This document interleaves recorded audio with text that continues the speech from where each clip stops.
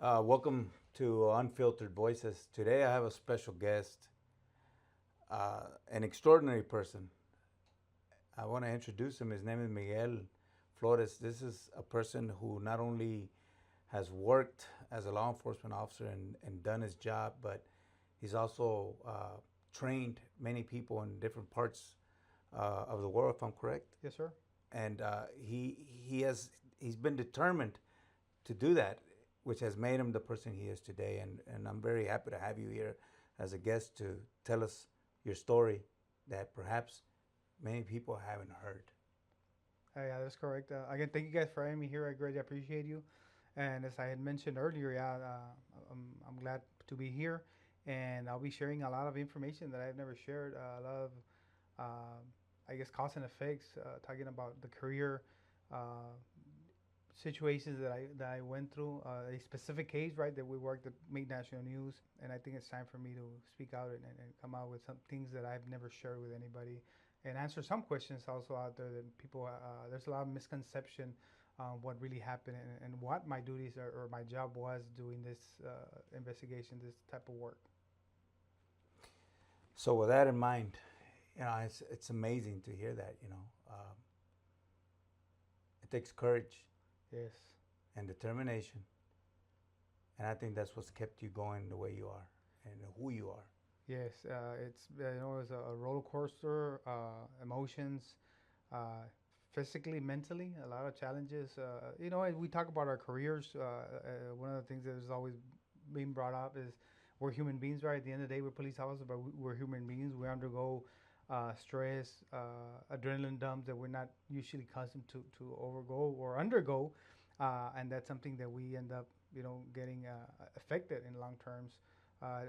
Calls for service that we go on a daily basis, situations that we face, combined with the things that we have on our day-to-day activities at home. All those are I guess, effects or factors that affect us as human beings as well. That's all true. But let me ask you, Miguel. I know that you have an extraordinary story, and I know there was a lot of headlines in that this story about this notorious off the grid Panama unit caused havoc. Yes, this was many, many years ago, and as I had mentioned earlier, it was very challenging, very tough. A lot of choices were made. I never judged or asked or even bothered to think why these individuals did what they did, right? I just kind of more into what I did, right? The choices that I had to make, which were very challenging at that point. A lot of people don't know that in that specific time, I was assigned as a narcotics investigator. I was a SWAT operator. If anybody who knows me personally knows that I was living the dream since I was 4 years old. That was my dream. That was everything for me. I had always dreamed of becoming a narcotics investigator in a specialized unit, of being a SWAT operator, and I was living my dream. I was being good at my cases, no issues at work. Everything was my life was going perfectly fine. If you want to describe a perfect life as per se, I was living it when I make that choice. Nobody knows this. I was not investigated by the feds. I was never in trouble like people say. I cooperated. I helped on my own free will. I volunteered. I went to the with the federal government. Offered to help when nobody. I guess at least in my experience within law enforcement, nobody was doing that. Nobody did that, and that's something that I always want to clarify. That I willingly, put myself out there in danger. It cost me a lot. Till to this day, there's a lot of issues. Sometimes some regrets in reference to this incident.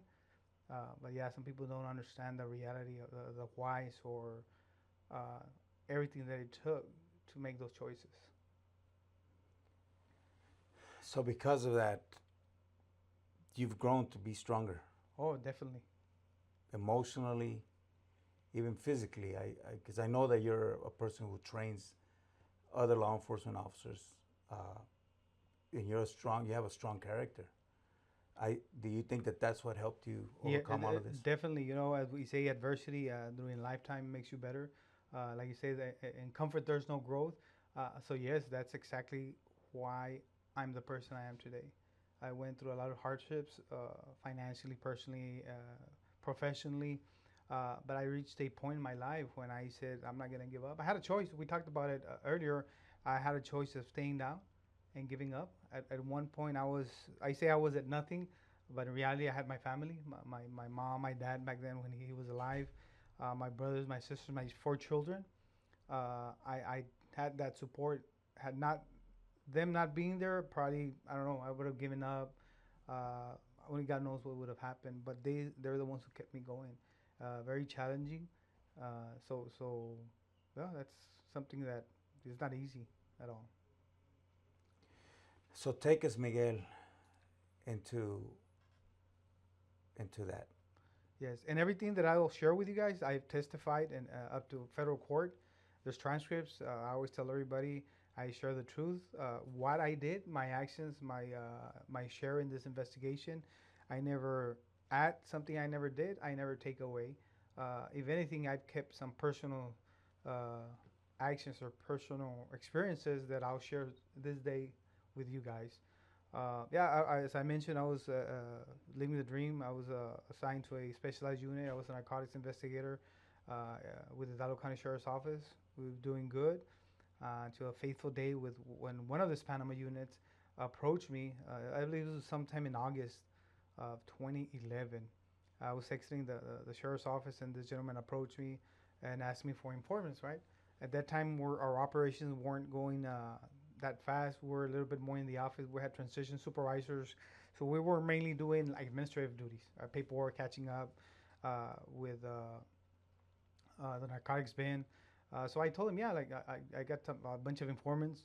I mainly grew up on the west side of Hidalgo County, which is the Mission, Alton areas. I had a lot of informants. I grew up in a bad neighborhood areas, a lot of bad influence as I was growing up. So I had a lot of context. I knew a lot of people, and I offered, share the knowledge or the information with this individual that was part of working with the Panama units. Later on, through convictions, we found out that he was in fact working with the Panama units. And I remember his exact words. He was like, "We don't take their shit. We don't arrest them. We take their shit."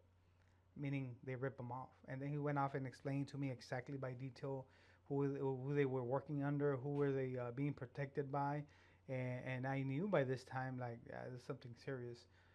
This specific unit, by that time, when they approached it, they already had a reputation of there's something wrong here amongst law enforcement and other agencies here within the sheriff's office as well. Back then, they already kind of rumors or something going on. That something's off right here. So me thinking right, putting all those rumors or experiences of other people, coupled with this individual's telling me what they would do and explaining in detail their operation, gave more weight to yeah, this is true. That's what Wow, started being concerning. that's it's it's almost, and I'm almost in disbelief when I hear that because it was just subtle. It didn't strike you right away. It was subtle Yeah. that it came up, and you Mm-hmm. started putting one and one together, and you started thinking, well, something is off There's here. something off right here. And that's where is that where it all started for you? That's exactly where it started in the north side parking lot of the Hidalgo County Sheriff's Office. I'll never forget. I'm going back in time right now as I'm speaking to you, and I'm going exactly back to that first time that I met that individual. He shared this information. A week prior, we had done a raid somewhere on 8 in Iowa, 10 Mile in Iowa. I ended up meeting a new supervisor with the DEA. I think he had been brought from somewhere up north. I met them there. We started talking. I introduced myself. So we exchanged phone numbers. And I asked him, hey, whatever you need out here, I work with this agency. This is what I'm doing. If you ever need anything, let me know. And he was vice versa. So he gave me his number. So when this individual approached me, I was like, yeah, something's wrong. This guy already gave me so many details that if somebody finds out, I'm going to be in trouble. Plus, a rumor was going on by this time. The people on the other side of Mexico involved in drug trafficking, they were already fed up. They were getting ripped off left and right. A lot of loads were being lost, not only drugs but money. So they really wanted to set an example. And if anybody remembers correctly, the Panama unit was comprised of mission police officers and the Hidalgo County Sheriff's Office. A lot of the times, when these raids were happening, what would stand out the most was sheriff, the logo sheriff on this individual's bulletproof vest. So a lot of people, the bad people, were under the understanding or believe that it was deputy sheriffs ripping off these floats. So it got to a point where they were going to send a message here. They were going to kill any deputy sheriff. Anybody with a sheriff's office unit, they were going to get killed because of these people that were ripping off. That's the information that I had from one of my informants when all this started taking place. So all those coupled together, me being in danger and knowing that, man, somebody's gonna lose their life. One of our deputies here, it could be me, it could be any of those guys that are hardworking, because a lot of people had that misconception that everybody at the sheriff's office is dirty. That is not true. Not everybody. The people that were involved in whatever activity, they went to jail, they paid their price, but we do have honest and hardworking individuals that I've worked with. Not only that agency, a lot of agencies, so it wasn't fair for somebody, an innocent person, to lose their life over these people's actions. And those are the reasons why I made this decision of working with the federal government. Miguel, can you take us back to that day where you mentioned being in the north side parking lot of the Yeah, with this sheriff's individual, office? again, he mentioned about informants. I offered to provide informants, which I had a lot of tips coming in. And then when he started telling me they would rip off the people they were working or pretend to be their informants, they were ripping them off. As I said, I was a little bit in disbelief. A lot of things started going through my head. As I mentioned, they already had a rumor, or there was rumors going on that these people were dirty. They were ripping off people's loads. It was just kind of surreal to be there and hearing this individual give me details, because they weren't just, oh, there's a difference between telling you, hey Miguel, we rip off these individuals. But when he started naming who was protecting them, the method how they would rip off traffic stops, fake drug bust, all that started putting into weight. Where, wait a minute, these people are organized. It's not just, oh yeah, we're ripping off people. When they give you details on how it's being done, and if you have common knowledge of tactics and procedures, traffic stops, seizures, you're gonna start adding up and say, yeah, this is legitimate. These people are, this guy's for real. At first, I started processing, and I thought this guy was joking. But after hearing again the method, their MOs, the method of operandi, better known as, I started realizing this is true. Putting all the rumors, putting all the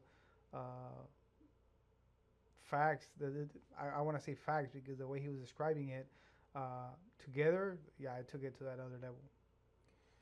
That sounds like that that was like a shock and awe, because the way you're telling me that these men worked, these were trained individuals.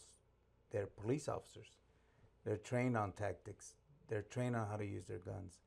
And I know that they weren't just carrying pistols. I have an understanding that they even had assault rifles with them. Yes. I even have understanding that sometimes they would lend their equipment. I got this information from one of my solid informants that they would lend their units, their vests, their rifles to the bad guys.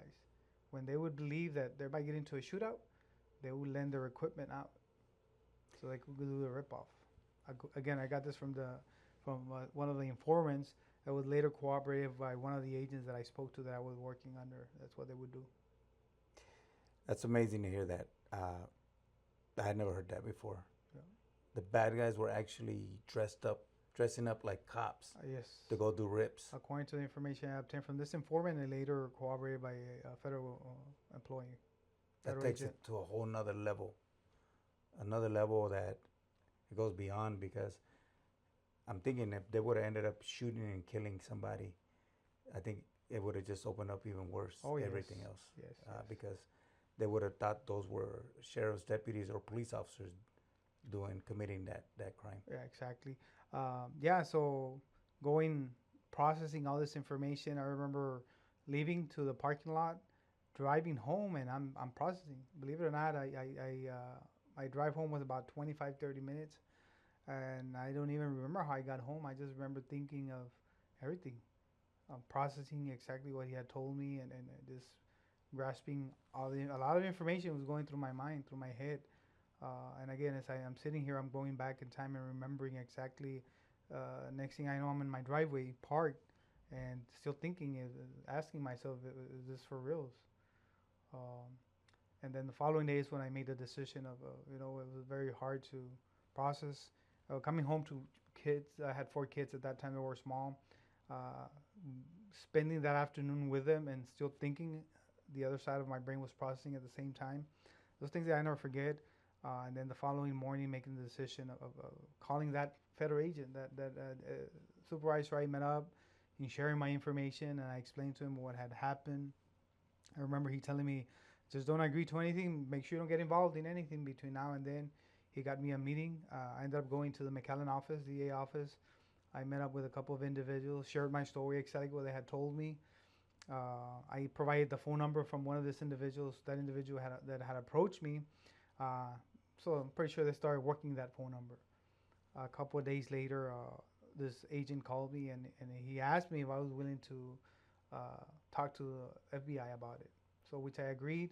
A couple of days later, I ended up meeting these 2 federal agents. I met them at the Starbucks on 10th Street in McAllen. I'll never forget this. 2 white, tall guys, Eric and Matthew. And the same thing, I shared information, exactly what had happened, my experience with this meeting or that running to this individual at the Northside parking lot. They explained to me like they offered money. They told me they would give me money. I told them I'm not doing this for the money. I explained the reason why, the dangers that we were seeing. They just told me, okay, we're gonna bring it up to our supervisors. We're gonna confirm. We gotta check you. They explained the whole process. That's exactly what they did. They went back. 2 weeks later, they called me, and as a matter of time, I was in Houston. They had sent us out to a narcotics investigator course, a 2-week course in Houston. It was myself, a couple of deputy sheriffs, and some of the Panama units went out there with us. So we're going to this train. I remember one of the agents called me, and there was at one point there was a talks. They were fixing an operation where they were going to go all the way up north and talk to me. They wanted to talk to me so bad that they were going to travel all the way to Houston. But since some of the Panama units were in that class, they didn't want to make it obvious or possibly get seen, or because I would have to get pulled aside and go talk to him and go meet with him. So it would have been a little bit challenging.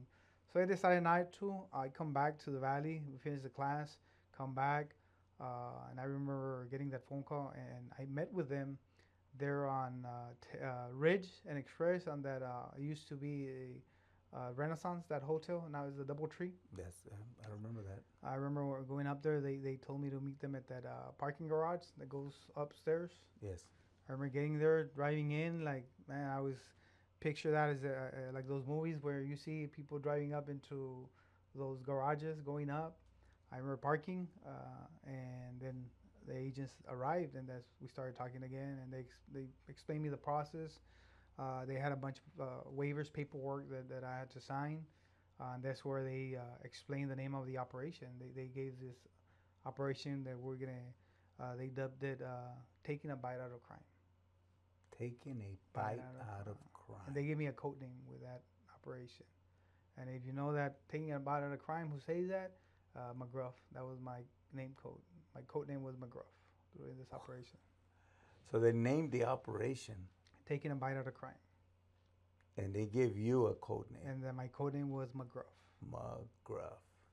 Yes. And of course, everybody that knows anything about law enforcement, when we have events, usually McGruff is going to be around because the Crime Stoppers. It dates to the 80s. It's an iconic or image or a character, if you want to put it that way.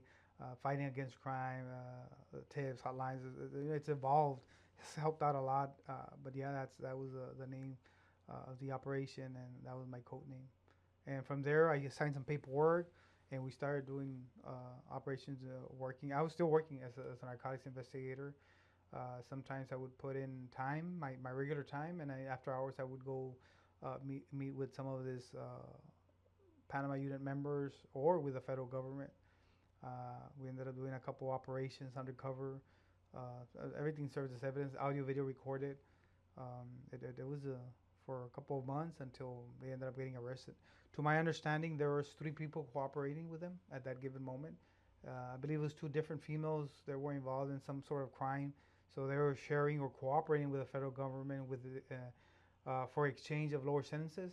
Hmm. And there was this third person, which was me, a federal law enforcement officer who volunteered. So that was the difference between like I said, there were several people working is at the same time towards this specific unit. I know the facts that I know, or at least the people I know that were involved, was those 2 females that were working undercover for the federal government as well, and I was the third person. Again, this information I got it directly from the agents that I was working under. At their own words, I was the more credible person because, one, I was a law enforcement officer, and two, I was volunteering my services or my work. I was in it getting paid. I was never in danger of getting indicted. I was never under investigation. So that's what solidified the case, made it stronger. These two other individuals that were taking part in this operation were in danger of going to prison. Yes, that's a fact that I later learned. A little bit of research that I did. Yeah, they were exchanging information. I mean, we worked with informants before. Yes. Different type of calls for service or cases where people give information, they become informants, and nobody wants to go to jail. Everybody wants to do the crime, but a lot of people don't want to go to jail. They end up cooperating with the federal government, which is a good deed as per se because it makes our jobs more effective, efficient, in a way a little bit easier. Helps us prosecute, get a lot of people out of the streets. A lot of drugs, a lot of crime gets solved or prevented by individuals that help out as informants. But yeah, again, that's what we had that given that information. So my understanding is that these men worked for 2 straight years, the Panama Unit, from 2010 is my understanding all the way to 2012. Right after that is when everything started falling apart for these. Yes, I these can I guys. can at least confirm based on my experience because I was in so patrol deputy since '09, and by 2010 I can remember a couple of times that you started hearing them out on the road. They already knew they were assigned. Those deputy sheriffs were assigned to that division or that unit, and then you're correct. And the last stint was in 2012 for them, December 12 of 2012, 12, 12, 12 as the last. That's the day they got arrested. Those individuals. Just real briefly, I want to kind of go back when you mentioned Mexico. These men don't play around, and we know that. That's serious business when they say, if this continues, this is what we're going to do. Yes. No one takes that lightly, not even the federal government. Oh no, nobody does. And those of us that have been around and worked or seen crime, seen evil persons that are out there in the world, that I knew for a fact, based on my experiences of my years of service, that these people were. You don't mess with their. You can rip off their drugs or arrest them, right? It's a game of cat and mouse game. You arrest them, that's their job, right? That's our job to arrest them. Mm-hmm. Their job is to get away with it. Mm-hmm. If you bust them, fair and square, as they say, it is what it is, right? Next, send the next load. But when you start taking their stuff, when you start ripping them off, especially the money, we know that is very sensitive for this criminal elements. That's where things start going south. So those words, those rumors, or that information from that informant was very. I took it very solid, credible, very credible information based on everything that was going on. I know that you mentioned money. So these guys weren't just ripping off drugs. These guys were ripping money. Yes. I know that based on knowledge and experience that most bad guys have money and they don't put it in the bank. They'll keep it in the house somewhere. Mm-hmm. And you're talking about millions of dollars, hundreds of thousands of dollars. There's people moving loads of cocaine, kilos of cocaine, and that's usually what they would at least experience or knowledges that I had from the federal government was that they would rip off kilos of coke, thousands of pounds of marijuana. And if you remember the case, I kind of followed it closely. They will rip off thousands and thousands of pounds of marijuana, resell them So those individuals there on North Edinburgh, the kilos of cocaine, you follow the trial closely, you can go back and that's exactly what happened. They were selling all these drugs, this cocaine to this drug dealers who were reselling them, reselling this drugs for them. And all along, these men, these bad guys, knew that these rogue officers were playing dirty. Yeah, at the end of the day, when everybody got arrested, these people went to jail as well. And when they were on trial, they testified. They gave their whatever they went through, whatever their actions did. It's there on record. That's exactly what was going on. I also have, by knowledge, because of all the reporting that was done, they lived extravagant lives. These guys would sometimes dress up and go out and get women and get drunk. And I don't know if they use drugs, but I know they lived a lifestyle like a drug dealer, not a cop. I know. I remember at one time one of the federal agents that I was working with, he was kind of upset, kind of in disbelief that this individual one night, one couple of hours, they spent over $26,000 in a club. $26,000. Again, this is information I obtained from this federal agent. $26,000 one night of party. That's a lot of money. Man, that's not small talk there. Oh no, that's when they were heavy. And if you think about it, it was all monies or profits from ripping off drug dealers. Miguel, take us back to that day uh, when you were at the sheriff's office in the north side parking lot when that individual approached you. Why do you think he approached you and not someone else? You know why? We went back. We used to work at the jail together. He went to the police academy, went to patrol. When I started going to the academy, he would help me. He would guide me through my academy, right? Then he obviously went to patrol. A couple of years later, I graduate. I go to patrol. We had a good relationship as friends, right? I never thought he was involved in this type. At first, when he started giving this information, I thought he was joking, right? So when I'm already working in narcotics, I was a very proactive individual. I had a good caseload, working productive, showing results. So I believe he was confident enough to approach me due to our relationship we had from the jail, from working in patrol. I believe that's what he probably had that in mind of, yeah, I'm gonna approach this guy. He has some good informants. That was where I have a good reputation of having good informants that would result in good arrest. But I believe that was a combination of that trust, if you want to put it, since we used to work together. We went back a couple of years. I can say we're friends, not somebody that I would hang out all the time, but there at work, I knew the guy decently. Again, I thought he was joking at first. I never thought he was really involved. And the reasons, through what was heard, he was not attached to the Panama units. He was a deputy, but also working with the Panama units. That was later on that we found out. But yeah, going back to your question, I believe that trust to a certain level, coupled with my productivity with cases, that's why he approached me.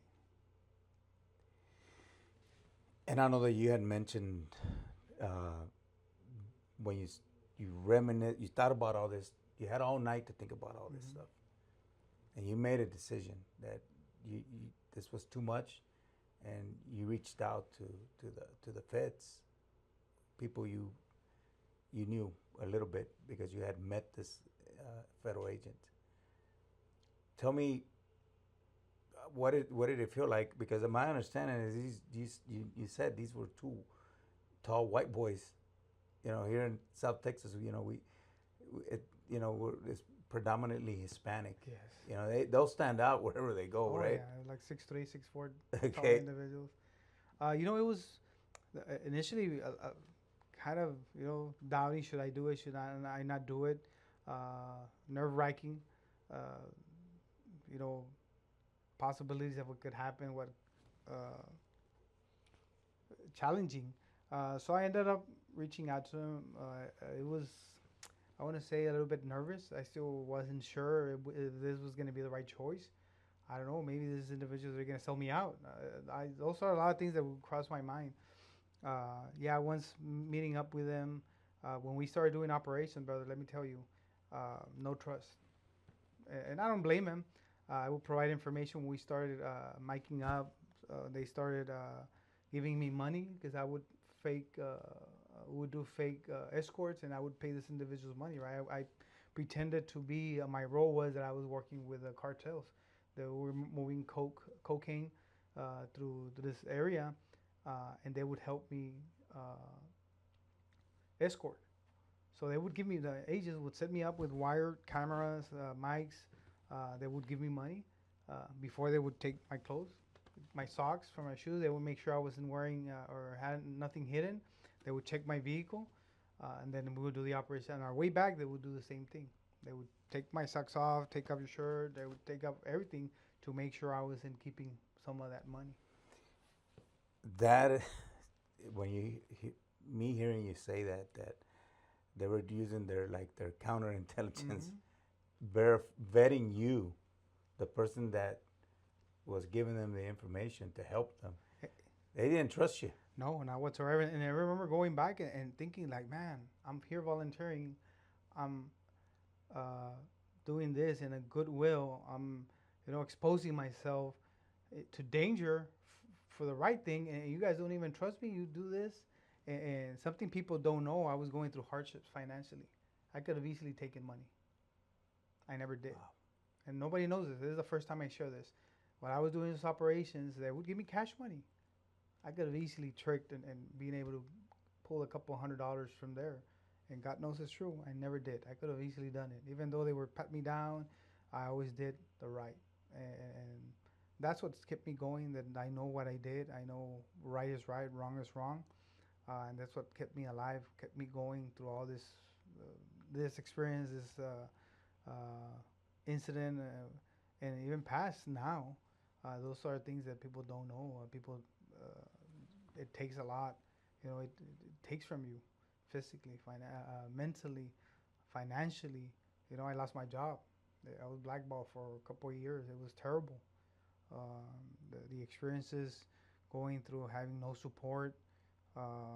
Going back from narcotics investigator when everything broke down, I was accused of being the home invader. This Panama Unit individuals there in my department back then, where Sheriff Trevino was, they did a plot, and it was discovered.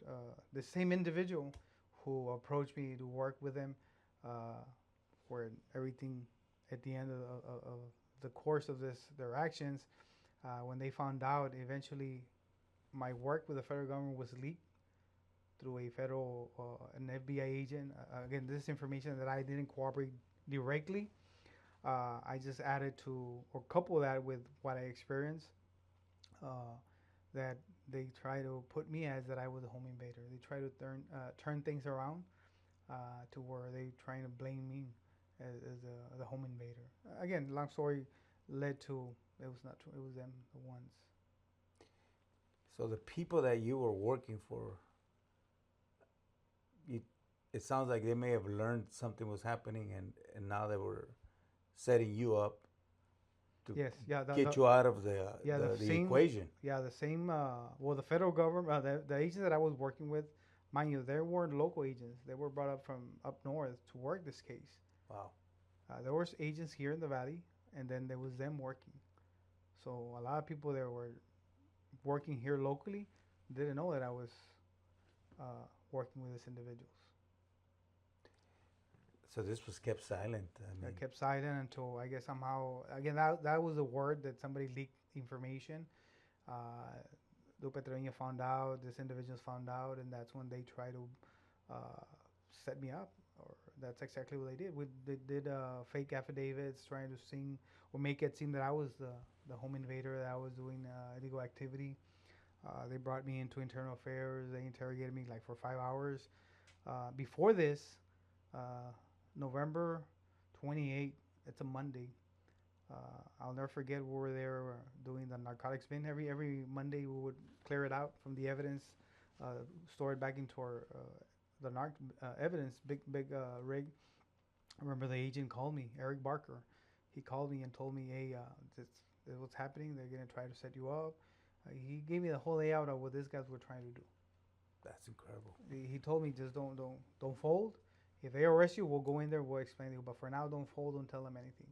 And that's exactly what happened. They brought me into internal affairs. They interrogated me. They blamed me for something I never did. Obviously, I never admitted to it. They wanted me to resign. And of course, I wasn't going to resign because I knew I hadn't done anything wrong. I knew it was them. Eventually, long story short, after 5 hours, they put me on administrative leave. They sent me home. They ripped all my gear, all my equipment, my unit, and they had one of the Panama units drop me off to my house. Goodness gracious. So they were treating you like if you were a criminal. A criminal, yes. And even through that, the federal government, the same people I was working with undercover, they kind of stepped back. They let the process roll for a couple of weeks. They didn't call me. And those 2 weeks I'll never forget those 2 weeks. I barely slept. I was smoking at least 2 packs of cigarettes a day. And I not because I was guilty. I knew I wasn't guilty. I was uncertainty of what's going to happen. I thought I was doing something right. I thought I was helping these people. I thought these people had my back. But learning after the fact that that's what's going to happen, right? They got to let it roll, right? Once they cleared that, no, it was them. I remember that call when they called me, hey, this they ain't got shit. They jumped the gun and, nope, we're on. And that's where I continue to work. So basically, it's like the feds put the bait and they went for it. Mm-hmm. But all the time, even when they backed away from you, of course, they were keeping tabs on Oh, everything. yeah, I'm pretty sure. Yeah, because after a couple of weeks, when they started calling me back again, they told me this same individual at one point kept calling me, trying to meet with me. He wants to talk to me, and I wouldn't answer. I remember calling the feds and telling them, hey, this guy keeps calling me. And the first day, they told me, nah, just don't answer. 2 days later, which was on a Wednesday, he kept calling me. The same individual who met with me, at the Northside parking lot, he kept calling, and then I called the agents again, and then that's when they told me, go ahead and talk to him. Mm-hmm. He was like, maybe he wants to tell you something. Maybe he wants to tell you that they already found out that you're working with the federal government. Maybe they're kind of scared. And that's exactly what happened. So I ended up talking to this individual. We arranged a meeting at the Doolittle Park over there on Raul Longoria. I met with the agents. They're on Conway and Bryan. I'm sorry, Express and Bryan. Now, it used to be the Kmart parking lot. Oh, yeah. Now the Murdochs. Yeah. We set up, we geared up. They put me audio, and we rolled over there. We drove, and I remember all those undercover agents around me driving to this park, and I met with this individual again. The first person I had met in the parking lot, and he started explaining me how they made fake affidavits, how they had plotted to make me seem like I was a home invader and to get me arrested. They were trying to discredit me, but they couldn't do it. He admitted all that? Yes, and it's in recording. The federal government has those recordings. He even showed me an affidavit. I remember he had an affidavit that he wrote. I don't know how he got it, but he was able to get it, and he opened it up, and he showed it to me. And I knew I was being recorded, audio and video.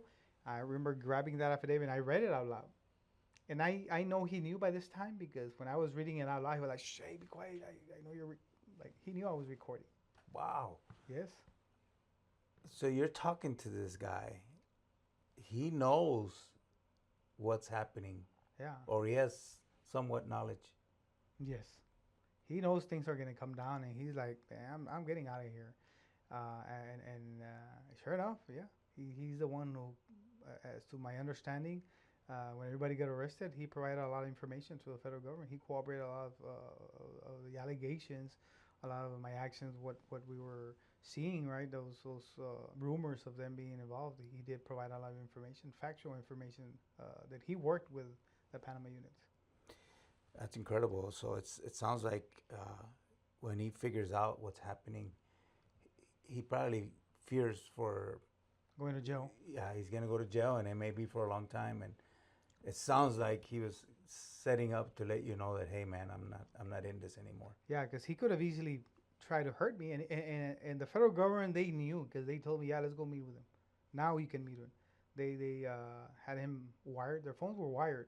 So I'm pretty sure they heard something and they felt a little bit confident. Still, the safety, I nothing to complain on.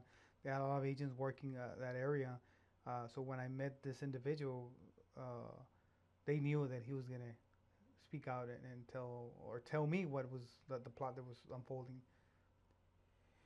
Did at any time when you're talking to him, you felt that maybe he could try to set you up anyway.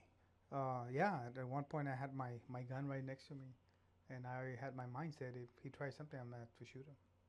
He never knew that, but that's it's good to trust. At this moment, I couldn't trust anybody. I didn't know what was going on, even though it's gonna be in a public place. Even though I knew there was agents close by, it just takes a couple fraction of seconds to get hurt. And I really thought about it. That there was those fear in me, right? That could happen. That maybe I'm getting set up. Maybe I'm gonna get shot and killed. That was going through my mind. Being that you're trained, I'm sure that you understand that Yes, because definitely. we know that people can set up to sniper us or just shoot us or Rolling drive over. by anything. So that crossed your mind. Oh yes, definitely. That fear level was there. The stress level, it was at the highest that I could remember. And at the beginning, you asked me how that prepped me to all this, living that, going through those experiences, those physiological. That's why I started uh, venturing into researching everything that I went through, right? Everything that I lived, those experiences, your heart rate, your audio, your vision, there has to be an explanation for this. And that's where we came about these physiological effects, the Cooper color codes, working under stress, uh, stress inoculation trainings that we talk about all the time, that we work under pressure, the way we operate under the step of conditions, the human conditions. So at that point, going back to that, you really didn't have all that knowledge that you do have. No. You have now because you're an instructor, Yes. inside and outside law enforcement. So you can train other people in other countries. I'm aware of that. But back then you didn't have the knowledge you have No. now. I had some training experiences as a patrol deputy, narcotics investigator, SWAT operator at that moment, but nothing to what I learned to what I have now, right? But I want to say I go back and that was a building foundation for my, uh, not only my law enforcement career, but me as an instructor, uh, understanding the effects or the impact that you have as an instructor, the impact that training has on an individual, especially in our profession, right? In high stress situations, critical incidents. Critical incidents. So I know Lieutenant Dave Grossman talks about that. What if you understand what can happen to you when it happens? It's not going to be a surprise. No, and that's exactly one of the books that I know you recommended. I've read and I've lived it. There's a big difference with operating or responding, reacting to specific incidents or critical incidents. That training that you condition. I tell everybody, it's not muscle memory. It's conditioning, cognitive development. You condition your brain and your body, and you do it at high frequency so much that in a critical incident, subconsciously, you're going to be able to perform optimal performance. So going back to that day when you said I had my gun ready, and if I had to, I was willing to use deadly force against anybody that was gonna try to take me out. Yes. But you didn't quite understand everything that you understand now, the psychological, the physiological, what was happening to you. Yes, exactly that. What I was going through, everything going through from my stomach through my mental capacity, and my again now I know it's physiological effects, right? Your heart rate, your neurons, everything inside you that comprise a human, the things that are your heart rate, your audio and visual exclusion. Now I can go back and say like, oh, no wonder I felt like this. That's amazing to hear. I mean, I understand that because of training, but actually living it is a whole different thing. And Yes. you actually lived it, Miguel. During operation, take a bite out of crime. I mean, so far it's an incredible story. What during this time that you were dealing with the Panama and you were working these operations, by then you probably had already worked several operations. Hmm. How was your relationship with these guys from the Panama unit? Well, we did about about four fake loads where they would believe I was escorting loads. They would help me escort. I would pay them for those services. We talked about money courier coming south on monies. My work actually with them was through this individual. He was like the middleman. I never actually worked directly with them, but on these operations they would work I would talk to this individual, telling give him the information. He would get the drivers or some of the Panama units to help through the escort. That was the role. I would pay him. He would pay them. Everything's audio recorded, and then that's the operation how it went. On the fifth operation, that's when kind of everything took a little twist, right? On how everything came unfolding. We had talked about earlier on how they tried accusing me Yes. of being the corrupt individual. But yeah, going back real quick to that, my relationship with him or my work with him was through that middle person that was actually a deputy sheriff as well. That's the same person who approached me in the Northside parking lot. That's who we made those fake operations. They were under the belief that I was working with a cartel. I was moving cocaine through kilos of cocaine through this middleman. Later on, we found out through the trials that in fact they were actually participating. Some of the actual Panama Unit members were participating in this fake loads that were working with the federal government. That I would imagine that it mixed emotions for you, knowing that these guys were actually taking the bait Yes. and actually going and doing it. You don't think that they feared or that jail?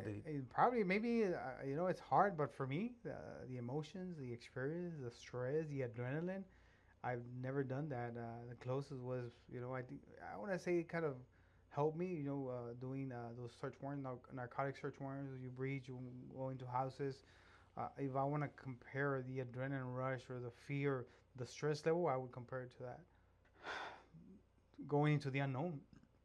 You grow up seeing movies, you grow up hearing stories about undercover officers getting shot. I remember going through my academy, and that actually would go through my mind.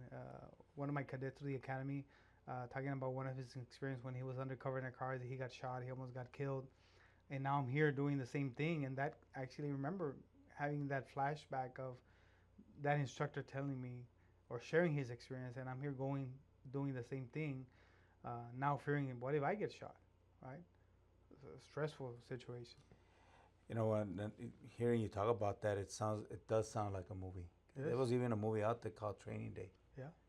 With these dirty cop, and he gets a rookie and he's training him, and to do dirty stuff. but he didn't want to. Yeah. And it had a sad ending, but I think at the end of all of this, from the perspective of the good side, because that's the dark side they were working for. It paid out, and everybody that deserved to go to prison went to prison, and people that needed to go went. But nobody ended up losing their life that you know of anyway. Yes. Fortunately, that's unfortunately for them. Those choices they made was pretty, I guess, damaging. I say individually. You see the media, you see the stories, but individually, some of these individuals had families, had children. That's time lost. I always say this: time lost without your family. It's something you're never getting back. They had to pay. Unfortunately, that was a price. Fortunately, I say now, fortunately, that nobody lost their lives.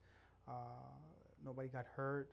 I'm pretty sure they learned. They went to jail. They paid their price. They're already out. Being whatever they're doing, it was something that eventually nobody got hurt physically.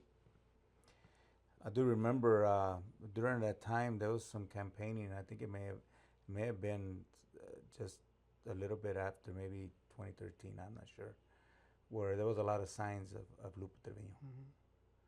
And I'll never forget that one of the producers from National Geographic was filming Border Wars here in the Valley, and he asked me, he goes, "Why is there so many signs of that man everywhere? That takes a lot of money." He's from LA. For him to see that here, it surprised him. He goes, "There's got to be a lot of money involved." And he asked me, "You think he's dirty?" I said, "No, I don't know that."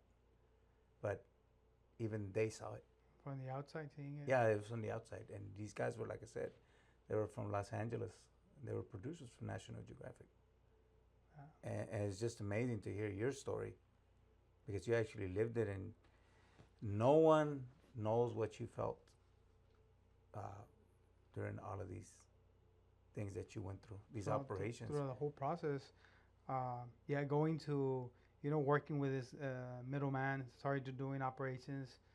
And now that I see it, the credibility on their side, they're looking at me, is this person credible? Why I think this now? Or through the process, at one point they wanted to recruit me. I was a narcotics investigator. We had deputy sheriffs assigned to the Panama Unit. Me as a narcotics, our team was assigned. We were the legit investigators, narcotics investigators. At one point, I was going to get moved to the Panama Unit. I started providing this information. But because they believe I was actually dirty. They wanted me to go to that unit so I can start ripping off these people I was working with, not knowing that they were investigators. Until about the fifth operation, I remember meeting the federal government. They met with me. They were, insisting that we had to get this guy's, take him down. I remember they had a supervisor come from Washington D.C. and I met him. This individual, there by 495 and Mayberry, somewhere a location there, a business late at night, and he was just insisting we gotta get this guys. Uh, so a couple of days later, I mentioned I had a couple of informants, so I set up an informant who gave me information about how with monies. So this is where I thought this is a good opportunity, right? So I gave it to the Panama Unit members. I remember meeting there at 5 in La Homa. I told them about it. At this moment, there was a couple of Panama units there, this middleman as well, and I introduced them to the informant. And that's all I did at that given moment. I take off, and these individuals, they go on their own. They go look at the house, and they get the information. A couple of days later, my informant tells me, like, hey, I know these guys. What do you mean you know these guys? Yeah, because they ripped a load from me. They took like 800 pounds from me. And then he tells me, like, one of the guys recognized me, and he told me, "Are you the guy we got over there?" So that's where everything started going south. Everything started going. So the Panama, again, everything that I'm saying is after the investigation, everything. So they went back to Jonathan. They're like, "Hey, this guy's probably working with the bad guys. They're trying to get us." Or their belief was that I was setting them up. So that's when they try to counter and start doing fake affidavits. They did a plot to make me look like the, not knowing that I was working with the federal government. Through that process is when they find out, oh shit, this guy's working with the federal government. First they did a plot. They try to get me arrested. They try to kidnap me at my house. At one point, one member of those Panama units, I'll never forget this, is go knocking on my door, loud bangs around 10:30 at night. I remember my front door faced north, and then I had a side door that was on the east side. Uh, Open garage. I remember this guy knocking like hard. At this time, I'm already paranoid. I always have a gun with me. I go look at on the window, and I see him, and he's like desperate. You can see there's like a drug addict that nervousness.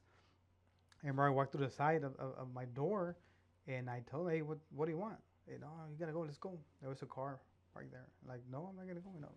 And I remember telling him, "Get the fuck in the car." And he starts walking towards me. And I'm like, man, thinking I'm gonna have to shoot this guy.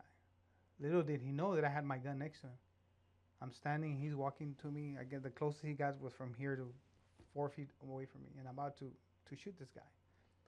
I remember my legs trembling. I remember a lot of things going through my mind, and for whatever reason, I just and then at this time, a passenger from the car gets off and starts walking towards me. They're both walking towards me. At this beginning moment, I'm thinking I'm gonna have to shoot this guy. There's no other options. And I don't know, God put words in my mouth that I just told him, hey, you got to leave because there's a lot of FBI agents doing surveillance. And as soon as I said that, they just stopped and they took off. They went, they drove away. I remember I called the agents and I explained it to them. I think the next day or later on that night, this individual called me like, no, we're going to talk to you. Lupe Tremillo wants us to talk to you, and let's go meet somewhere down south by 10th Street Military, further down south. And I was like, no. I remember calling the agents and telling them, like, no, you better not go. Don't meet with him. Obviously, I was not going to meet with him. But that's how everything unfolded. About a week later, the same individual called me, I got to meet with you. And that's when he, or told me, or confessed that they were doing a plot, trying to make me look like the bad guy. Because he already knew they were gonna go to jail.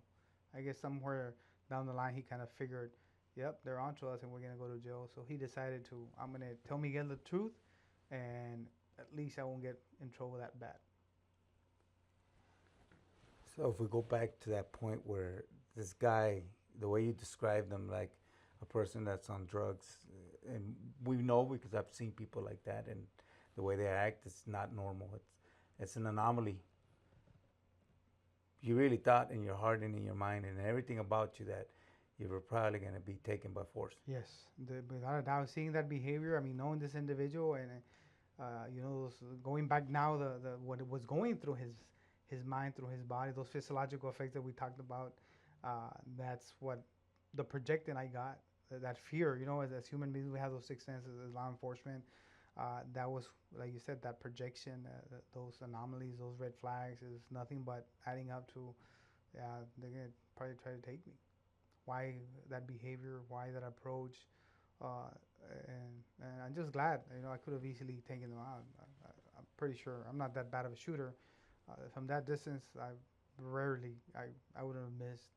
Uh, but I'm just glad we didn't have to take uh, that route. People getting hurt, but it was to that extent very very challenging. That's, I don't know, some people probably wouldn't be able to handle something like that. I don't even think they would have gotten out of their house. Yep. And my thing is, I have my kids inside the house. But at that time, there were 5, 6, 9, and 10. They were my two girls they're my oldest, but they were babies. My boy was very small. Both of my boys, and that's what I was thinking. I gotta get out. I mean, if they take me or something happens, it's gonna be out here. I told my kids go hide, and I went out. I had no options. I had to go out there. Either I get hurt, or I mean, I was not gonna let them take me or come inside my house where my kids were at. So they were not going to allow that. Yeah, that's something that I've rarely talked to, deeply into seeing that circumstances, having to tell your kids to go hide. Think about it. And then they sometimes remember. They go back. My kids now, they're 24, 25, 21, and 19. And sometimes they're just there sitting around or sharing live, enjoying life, and then go back and they reminisce on that sometimes. That's how traumatic that incident was for them, right? There was some incident for me.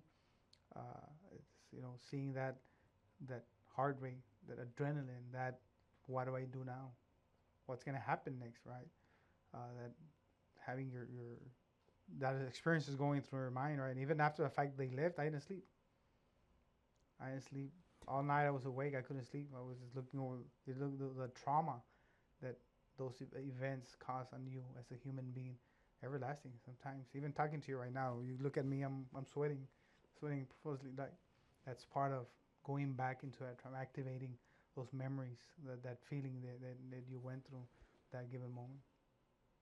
But what you tell me and what it sounds like is that you were willing to take them out if you had to because you were not going to be taken by them. Yeah, definitely. I was not gonna let them take me because my mind was, well, who's gonna be next?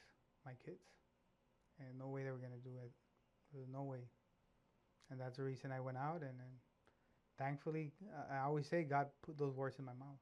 I still to this day I can't explain why I said that in a, I mean, sporadic moment, and but so effective. Those words were so effective that stopping power, if you want to put it that way, what I saw the face of this individual, it was instantly stopped. I don't think a gunshot would have stopped him that fast, that solid in his tracks.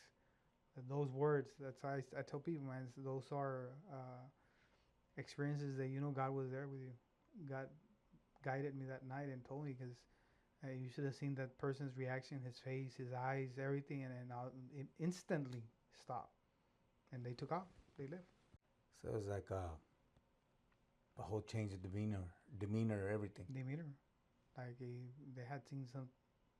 I mean, the only way I can explain is sudden stop, immediate stop, and they changed their actions, their behavior, even their that person's behavior, their demeanor, their look, kind of went from aggressive to being uh, stalked, being attacked. You want to put it that way. Psychologically, he was under attack. His demeanor, his aggressiveness, everything changed. It was a 360 change from being the attacker. Now he's being attacked, and he left immediately, brother. It's surprisingly, it is the only way I can truly explain it is that God was there that night, and he guided me with those words, and there's no other ways to explain that impact on this individual that took off. Okay, there's no telling what he was gonna do anyway. Oh yeah, I mean, if you put everything, if you add the facts, everything that were involved to, knowing that I was a link, we had already done operation. At this moment, we had already done operations, brother. There, I was already I guess, a barrier or somebody, a danger to them. If they were to go to jail, I was a witness, right? They know this because they're cops as well. They know that I'm a witness. So what do bad people do with witnesses, suspects? You take them out. Take him There's out. no witness. Who's gonna testify? Who's gonna? It's hard in some cases to prosecute you to find you guilty if there's no witnesses. So if you add everything up, why would they go to my house when they already know I was working as an informant with the federal government? Why take that action? And everybody that has common sense or knowledge in people's behavior and tactics or experiences knows there's a strong possibility they were gonna hurt. It very well sounds like it was gonna go south completely, Yes. without a doubt. Oh, yeah, definitely. That was their intentions. There was no doubt in my mind that they were trying to hurt me. I know that I know you personally, and you're a man who has faith, and but you also believe in training. Definitely. When God can't be there all the time for you, sometimes He's going to be there.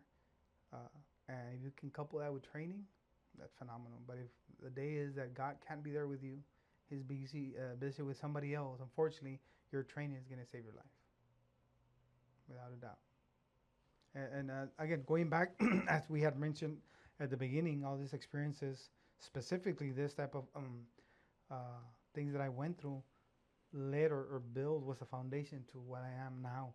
Uh, Obviously, as a person, as a human being, personally, professionally, and as an instructor. All that was a foundation of who I am right now. It changed my perspective. I had bad ego problems back in those days. I was talented in policing, but I had a bad ego problem, extremely bad. But that straightened me. That gave me a reality check, and through the years started changing me because the cause and effect of that cooperation with the federal government was intense. Until years later, you're still seeing it being blackballed. I had to go. At one point, these people were under arrest, right? Some of the Panama units, and the sheriff was still there. I had to go back. They ended up punishing me, brother.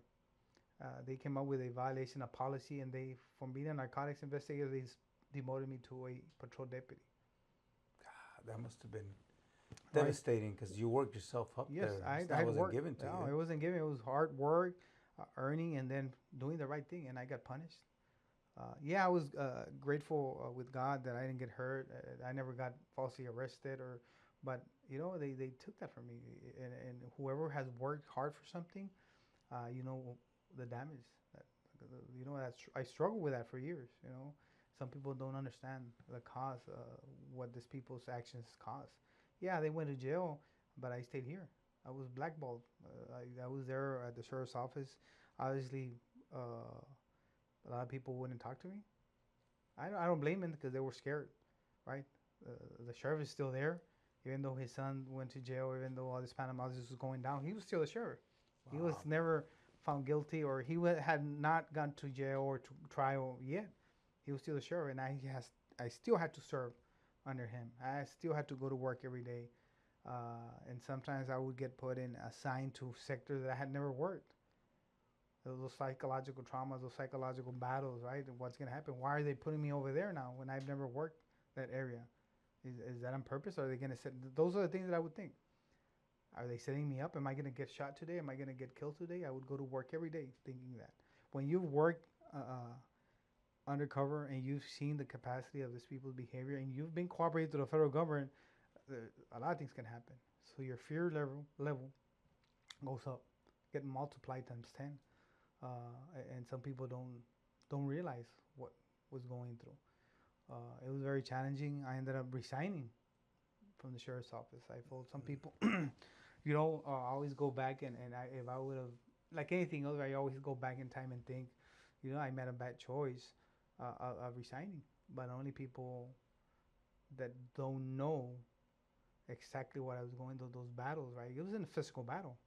It wasn't a challenge of knowledge or experience. It was within, mentally thinking every day, going to work, getting dressed. Is today, and not fearing the bad guys.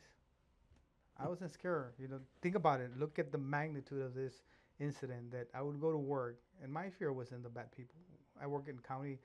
We had a lot of calls for service where a lot of crime. That never bothered me. You know, After this incident, where I was going through, the effect was thinking, if I'm gonna get shot by, am I gonna get set up by my own people? That's got to be. My mind can't even comprehend something like that. But just to know, we know as people that work in law enforcement know very well that them leaving from home, maybe they may not come back that day. Yes.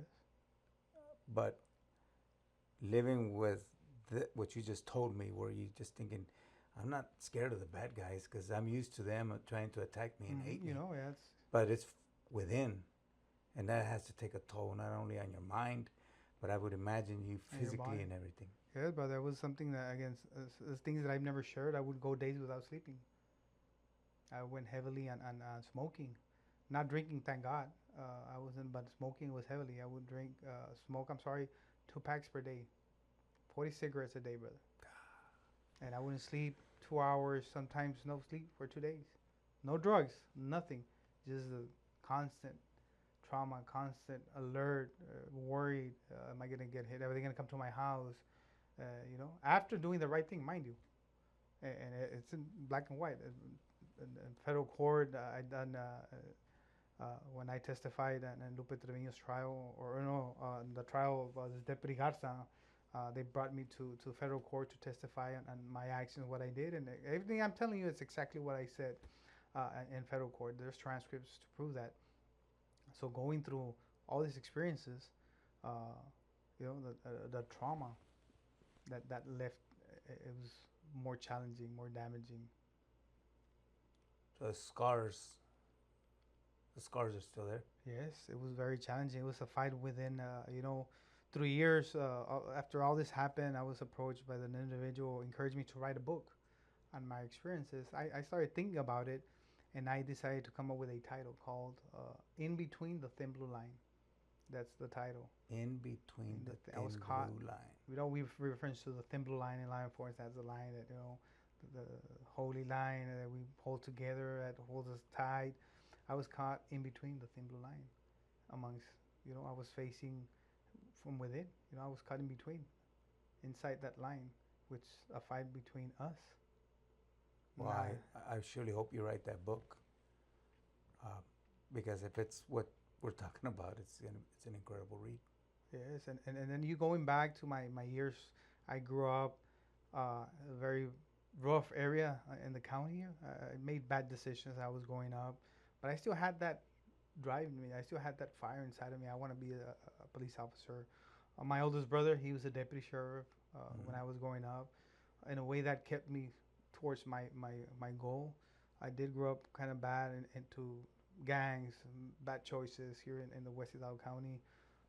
That gave me an edge as well. I always said that that life, as I was growing up, those experiences helped me out be a better deputy, because you encounter real bad people. You encounter people that can read your behavior, and I think we've talked about that.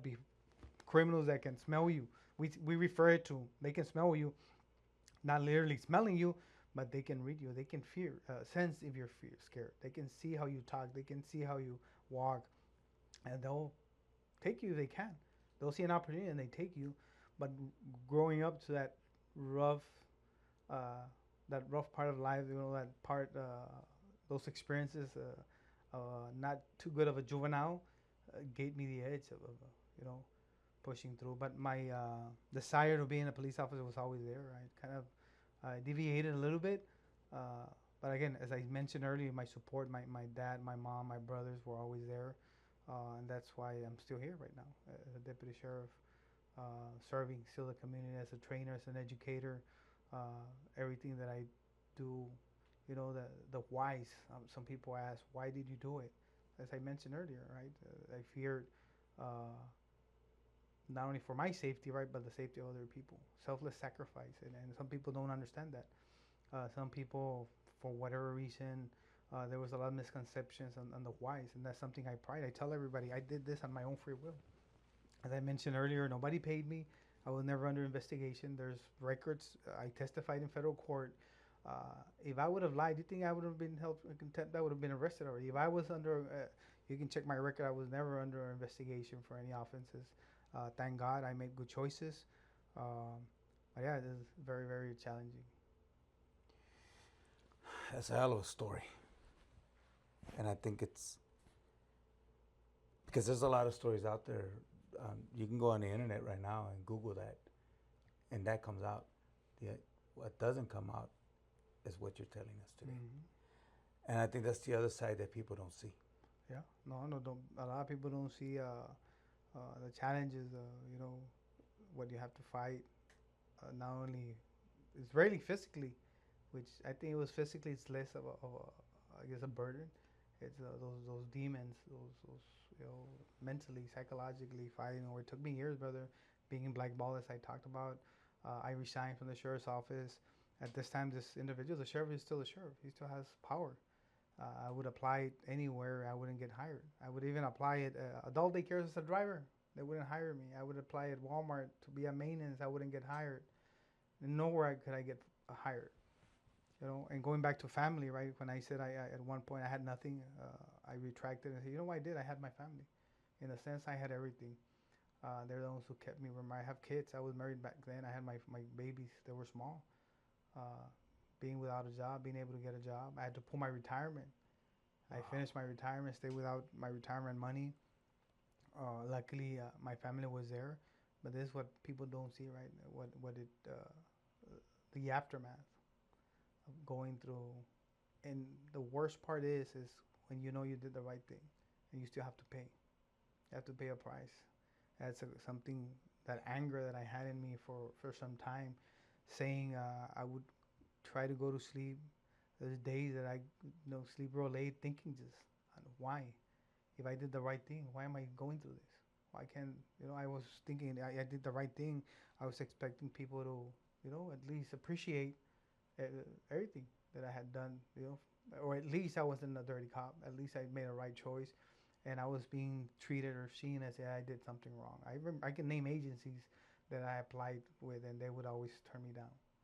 And those agencies now are the same agencies I go and train for free. Those agencies, some of this head of agencies that wouldn't hire me, that would turn me down, now I get to go and train them, and I do it for free. And I don't do it for, I guess, payback as per se. This is who I am. I could easily turn people down. I'm in the vested interest in doing good. But think about the cycle of life, how now I get to train, help the same agencies that turned me down. And a lot of people, I remember some agencies, some head of those departments turned me down. And believe it or not, brother, I was out from law enforcement for a couple of years. And that's another question that sometimes I kind of wonder what happened.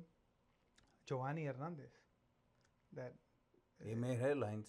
well, he's the one who brought me back into law enforcement here in La Jolla. I always ask myself, why? Why would you do that? If you know I had worked with the federal government, and he was. Well, later on, we found out he got arrested. So my belief is that he brought me here to say, hey, I'm not doing anything wrong. Look, I hired this guy. He worked with the federal government, taking the Panama Unit. If I'm dirty, you think I'm gonna hire him? I think he used me as a cover-up to say I hired him back, and I'm not a bad person. Which later on we learned he got convicted, sentenced to 20 years, uh, which he was involved in criminal activity. And that's how I ended up my career back in law enforcement, because that individual, I ended up getting hired here in La Jolla. And then I worked 3 years, and then I ended up going back to the sheriff's office. So in between all of this, there's a lot of collateral damage because of A lot. it affected not only you, but your family. Oh yes, for years, my family, my kids were small. The financial burden. Again, I'm blessed that I had my brothers. We're a big family. At that time, my dad was still alive, very solid, and financially, I got a lot of support. And not only God knows what could have happened. Think about it with four smart kids that were babies, literally, and not only being able, think about all those the fronts I was fighting, multiple fronts, financially, mentally, psychologically, and that takes a toll on you. It takes a lot, but it also gives you a lot of lessons. Uh, that made me what I am today, and that's why I strive. My relentless, selfless sacrifice on a daily basis. Some people ask, why do you do everything that you do? That's, people don't understand what I went through. I made a promise that I was not gonna let those situations get in between me and doing the right thing, no matter what happened. And then we talked about hatred. I hated people for some time until I realized that I gave them the opportunity sometimes, and I had a choice: either I stay down or I keep going forward.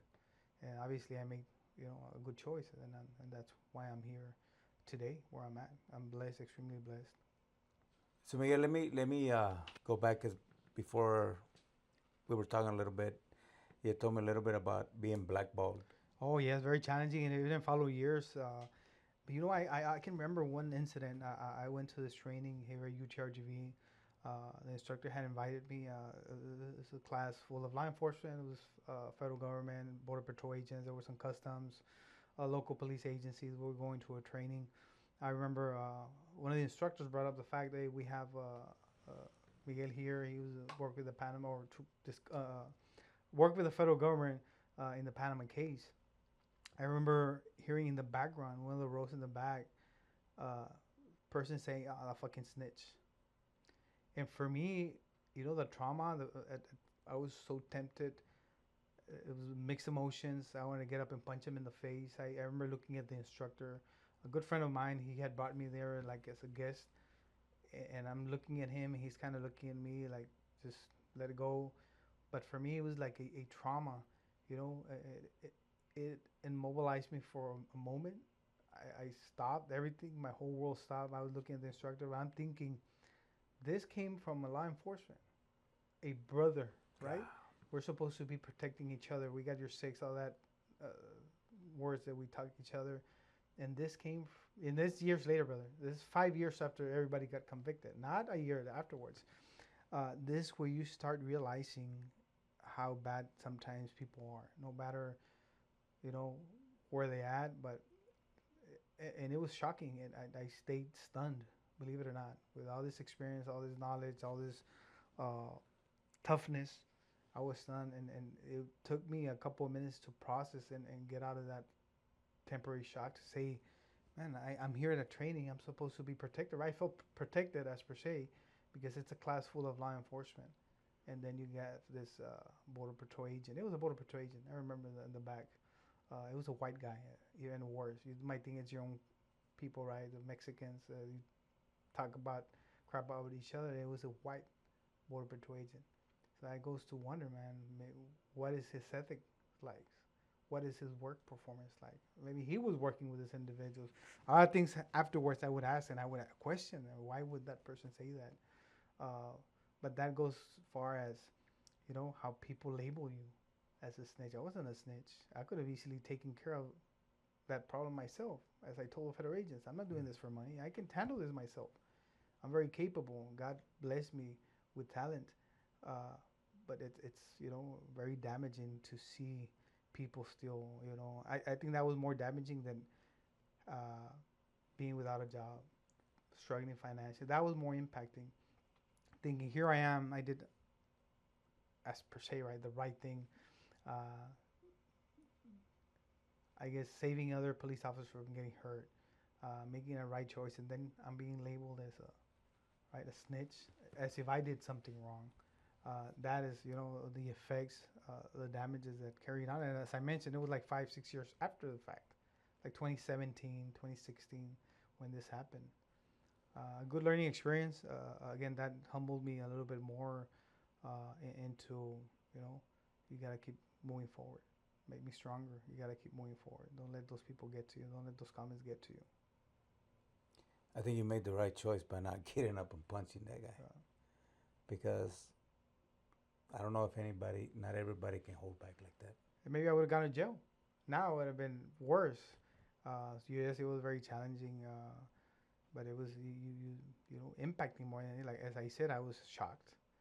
I was in disbelief. I couldn't. I remember everything stopping, and just looking at the instructor and trying to process. Did that really just happen? Did, did, yeah, he just said that. A law enforcement officer, a person who's supposed to be your brother, right? We pride ourselves. I got you, brother. I got your six. But that day, that guy didn't have my six for sure. And all along, of course, because you've said it, I know in my heart and in my mind and everything about me, I did the right thing. Yes, that's what kept me going. That's what keeps me going still to this day. And that's why I'm here. And I, for years, some producers, some other entities or reporters try to reach out. And this is the first time I open up with a lot of more personal uh, experiences or things that I went. And I always tell everybody, this is the facts. I never take away. I never add something that's not true. Everything that I speak, everything that I say here is factual.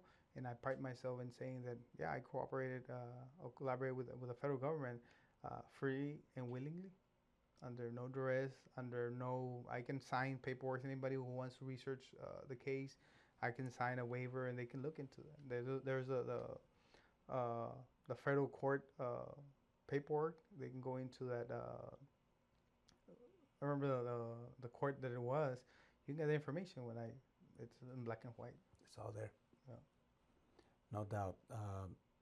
Like I said, I looked at it myself to understand a little bit better. And of course, this other side, I didn't know that. And even though I've known you personally, yes, for many because years. I've trained with you and known you also as a friend and coworker before, but I never knew that part. And honestly, I think there's a lot of people that probably have gone through something similar to that. Yes, I'm pretty sure there's a lot more people. That's one of the things that kind of overwhelming, that you still see cases. Even after the fact, we still saw local cases of police officers getting indicted. Talking about Giovanni here in La Jolla when he was a chief, and he went to Progreso and ended up getting indicted. We still keep seeing happening over and over. Uh, and people ask me, talking about this current events, they ask me, well, don't you regret? You didn't do anything. They still doing it. And I tell them, I didn't do it to change them. I do it for me. I did it for me, for those people that could have been in danger. I can't control everything. Everybody has their own choices. I said, I know I did the right thing, and I would do it again. But that's not gonna, prevent me from doing the right thing again. If I had to, I wouldn't change anything. Yeah, and obviously one man could put a dent, but you're not gonna eliminate everything. No. But even then, what you did, it takes a lot of courage uh, and a commitment, because once you're in, you're in. It's just like in anything where you can't back up anymore. Mm-hmm. A person goes so far in that they cannot come back anymore, and it looks like you continued the fight to the side of the light, not the darkness. Yes, that's what I pride myself. I'm still here. I continue to enjoy my profession, because I do enjoy it. It takes a lot of toll. There's a lot of dangers. I've been in multiple struggles, been in the hospital multiple times, getting hurt, assaulted, and a couple of also involved shootings. But you have to be committed. That's why I tell everybody I get the privilege of teaching many places. I teach in police academies, and I always tell everybody this is a chosen profession. It has to be a choice. We cannot come here because we have the gun and the badge syndrome, meaning that, oh, I look pretty in a gun with a badge. You have to, be ready to serve and protect. Some people tend to forget protect and serve, right? We come about this motto that was the Kemba Brahms in 1955, and I always tell them we always lose ourselves, because before we can protect and serve the community, before we can even protect and serve ourselves, our families, we need to protect and serve ourselves. The choices we make, it goes, it's a long list of protecting ourselves, what that really means, and sometimes we tend to forget making bad choices. That's one of them. Unethical decisions. We're not protecting ourselves.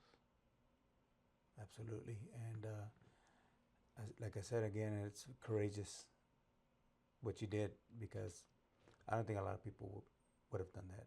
Yeah. There's too much to lose, too much at stake. having a family, knowing the threats, they're real. They're not maybes. The way you tell me all this is was real, and Yeah. you knew that you could end up hurt or probably dead in between all of this. I would imagine. Oh yes, definitely. That was a reality. You know, I knew that what I was getting into, but it had to be done. Some people don't understand, and if you're raised ethically, uh, your household, my parents, humble individuals, came from Mexico with nothing. They worked for years. They raised us to their best of our abilities. My brother, same thing. That has a lot to do with it, and that part is, I want to say, is what kept me. I had to do the right thing. I think you've done a good job, brother, because I've seen you through the years, how you evolved to the person you are. Definitely, yeah, brother. And then again, we go back that was a foundation. Uh, I, I suffered a lot, mentally, physically, financially, but that was a price I had to pay to be where I'm at right now. Being able to influence success, being able to be a better supervisor. Now I'm in a supervisor role at my agency, as an instructor, as a human being with my wife and my kids. That changed me. Maybe if that wouldn't happen, I would have been that egotistic individual, negative person. I would have done more bad than good. Uh, and I'm glad that in a way I had that was a price I had to pay. And for me, at that moment, it was kind of a toll, heavy toll, right? But now I go back and say like, that was nothing. I had it all. Had my family, I had my children, had support, and it's not that bad of a price. And all that gets put behind you, but it's still there. Still there. Every now and then, the psychological trauma goes into play. Some of that kicks back in. When I see an article, when I see some people ask me, "Do you hate this individuals?" I don't hate them. They made their choices. I'm not saying I wouldn't defend myself if I have to, Mm-hmm. but everybody made choices. Everybody, I made my choice. They made their choice. They had to pay. They went to jail and they made. They got sentenced. They did their time. They're out, and it's only up to them the choices they wanna come out and be good citizens. Which man, I hope that's what they're doing nowadays. But yeah, everybody made choices, and now we're here. And I really do hope you write that book, Miguel. Your story is not only captivating; it's just incredible to hear you say what you said today. Is it goes beyond what a human can understand unless they've been there. And I want to thank you, uh, everybody that's involved in what we do to record this. We're grateful that you took the time to be here with us, to share this extraordinary story, because it's not ordinary, it's not normal. But you were able to survive it, you were able to cope with it, you still deal with it. Those are like demons you fight every day. And you said that it taught you things. And again, I want to thank you for taking the time. And if you have any parting words for our audience that is going to be hearing this, not only here close in Texas, but probably in other countries. Yes, definitely. Again, Bruno, thank you guys for having us here today. It means a lot to me. It brings closure to many of those, like you said, demons that we fought. It was a pleasure for us. We greatly appreciate, like you said, a story, facts, as I mentioned through the interview or through our conversation. Is I share things that I did. I'm not gonna add or take away anything. It's important for people to understand that some people might be facing something similar out there, like you said, different countries. Sometimes it's that price to pay is heavy. The toll is great, or you know, big, but it's always well worth making a right choice. I tell everybody, no matter your profession, always make good choices. It might be tough, turbulent times, but at the end of the day, you can at least be at peace and say, you know what, I made the right choice.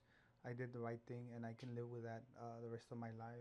And that's probably some of the wisest words I can share. As you mentioned, this incident that made me a better person, a greater human being, most importantly. And I don't wish it upon anybody. But sometimes life will give us challenges or experiences that, at the end of the day, make us better persons. And again, thank you guys for having me here. It was great uh, being here and sharing you with a couple of words. Miguel, we Thank you, man. thank you, brother. God Thank bless you you for all. everything. Thank you. Yeah.